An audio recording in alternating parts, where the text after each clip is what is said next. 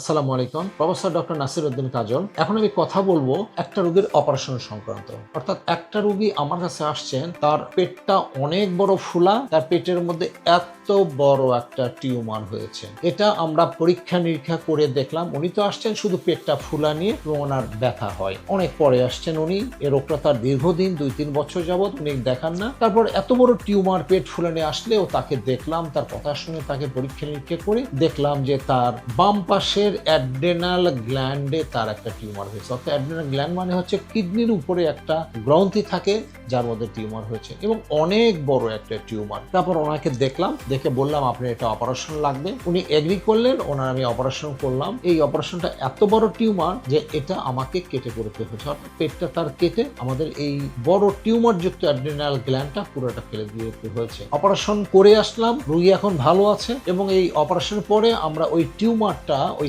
যেটুকু adrenal gland সহ ফেলে দিয়েছি, এটা আমরা ওজন দিয়ে দেখেছি। এটা অনেক বড়, এটা প্রায় 5.7 কেজি, অর্থাৎ প্রায় 5.5 কেজি ওজনের একটা টিউমার ওনার বাম পাশে ছিল। এটা নিয়ে উনি দীর্ঘদিন ভুগছিলেন। এই অপারেশনটা করে দিলাম, উনি এখন ভালো থাকবেন। এখন আমাদের পরবর্তী চিকিৎসাটা, এই যে টিউমার বের করলাম, এটার আমাদের বায়োপসি রিপোর্টটা, অর্থাৎ হিস্টোপ্যাথোলজি রিপোর্টটা আসলে সেই রিপোর্টের উপর ডিপেন্ড করি আমরা ফার্দার তার চিকিৎসা করব। সো কারো যদি এই রকম টিউমার হয়, কেউ কখনো সময় বেশি নষ্ট করবেন না। উনি জানেন যে ওনার 3-4 বছর হলে এই টিউমারটা আছে, উনি যদি অনেক আগে আসতেন, সেই চিকিৎসা তো উনি করলেনই। যদি উনি আগে আসতেন তাহলে হয়তো এত খারাপ অবস্থায় ধরা পড়তো না। তখন হয়তো অন্য কোনো টেকনিক, যেমন ল্যাপারোস্কোপি টেকনিক বা অন্য কোনো টেকনিক আমরা করে দিতাম।